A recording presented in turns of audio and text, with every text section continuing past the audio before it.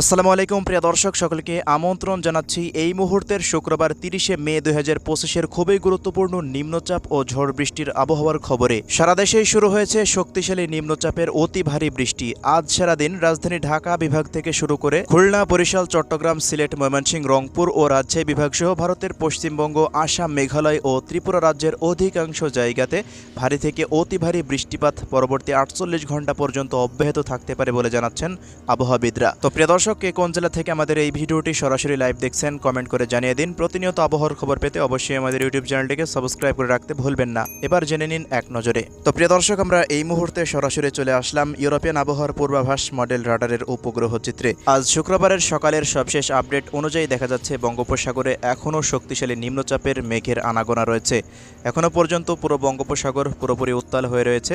প্রায় 60 থেকে 80 কিলোমিটার পর্যন্ত তীব্র দমকা বাতাস উপকূলীয় অঞ্চলগুলোর উপর দিয়ে বয়ে যাচ্ছে। এমন ভয়াল পরিস্থিতিতে দেশের 4 সমুদ্র বন্দরে আবহাওয়া অধিদপ্তর থেকে জারি করা হয়েছে 3 নম্বর সতর্ক সংকেত। এছাড়া প্রিয় দর্শক, এই মুহূর্তে দেখুন নিম্নচাপের মেঘ ঢাকা, খুলনা, বরিশাল, চট্টগ্রাম, সিলেট, ময়মনসিংহ, রংপুর ও রাজশাহী বিভাগের প্রত্যেকটা অঞ্চলের ওপরে এখনও পর্যন্ত বিস্তার লাভ করেই যাচ্ছে। আজ সারাদিন তীব্র ঝড় বৃষ্টি থাকবে দেশের 8 বিভাগের 64 জেলার বিভিন্ন জায়গাতে। ভারতের পশ্চিমবঙ্গেও আমরা একই আপডেট দেখতে পাচ্ছি। এদিকে ত্রিপুরা রাজ্যেও ভয়াবহ অবস্থা। আসাম, মেঘালয়ের দিকে পরিস্থিতি আস্তে আস্তে আরও খারাপ হতে পারে। পরবর্তী 24 ঘন্টার মধ্যে আসাম, মেঘালয়তে অতি ভারী বৃষ্টিপাত হতে পারে।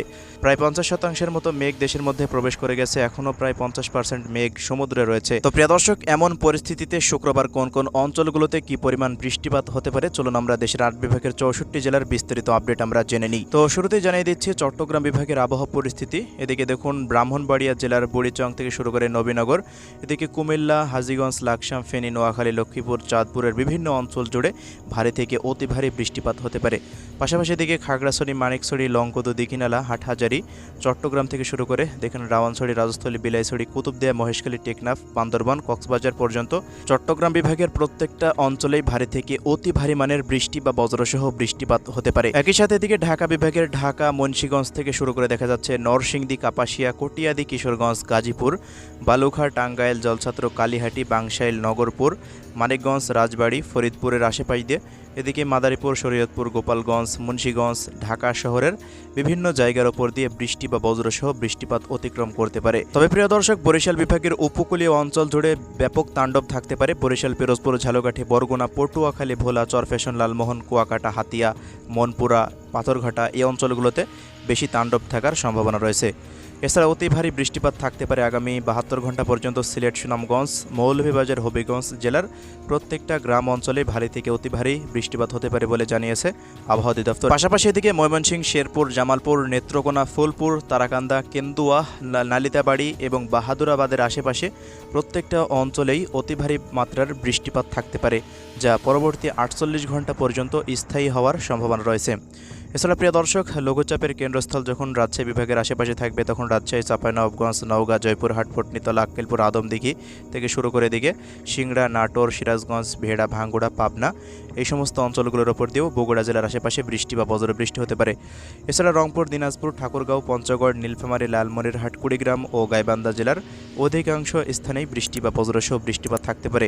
মূলত আগামী কয়েকদিন উত্তর পূর্বাঞ্চলের দিকেই ভারী বৃষ্টিপাতের সতর্কতা। ভারতের উত্তরবঙ্গের দার্জিলিং, জলপাইগুড়ি, আলিপুরদুয়ার, কোচবিহার, কালিম্পং থেকে শুরু করে আসাম, মেঘালয়, গৌহাটি, শিলংয়ের আশেপাশ দিয়েই এই বৃষ্টিপাত পরবর্তী 72 ঘন্টা পর্যন্ত হতে পারে বলে জানাচ্ছেন আবহাওয়াবিদরা। এছাড়া দিকে ত্রিপুরা রাজ্যের আম্বাসা, আগরতলা, আরামপুর, আইজল, শিলচরের আশেপাশেও বিভিন্ন জায়গাতে হালকা থেকে মাঝারি মানের বৃষ্টিপাত হতে পারে। এদিকে খুলনা বিভাগে তেমন ভারী বর্ষণের সতর্কতা নেই। হালকা থেকে মাঝারি মানের বৃষ্টিপাত থাকতে পারে কুষ্টিয়া, মেহেরপুর, চুয়াডাঙ্গা, ঝিনাইদহ, যশোর, নড়াইল, অভয়নগর, খুলনা, সাতক্ষীরা, মোংলা ও বাগেরহাট জেলাতে। আজ থেকে আগামী 48 ঘন্টা পর্যন্ত দেশের এমন বৈরী আবহাওয়া থাকতে পারে। এর পরবর্তী সময়ে আস্তে আস্তে নিম্নচাপের মেঘ উত্তর পূর্বাঞ্চলে স্থায়ী হবে।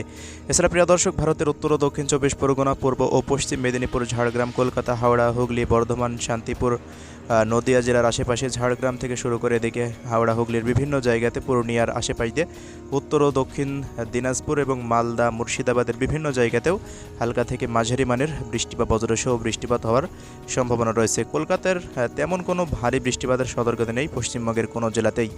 আগামী 5 দিনের বৃষ্টিপাতের আপডেট দেখুন। খুলনা, বরিশাল এই অঞ্চলগুলোতে হালকা, তবে চট্টগ্রাম বিভাগের অধিকাংশ জায়গাতে ভারী বৃষ্টিপাতের সতর্কতা দেখাচ্ছে। ঢাকা, ময়মনসিংহ ও সিলেট বিভাগের দিকেই অতি ভারী বর্ষণের সম্ভাবনার কথা এই মুহূর্তে রাডারের আপডেট অনুযায়ী দেখা যাচ্ছে। তো এই ছিল আজকের সংক্ষিপ্ত আবহাওয়ার রিপোর্ট। সবাই ভালো থাকবেন। আল্লাহ হাফেজ।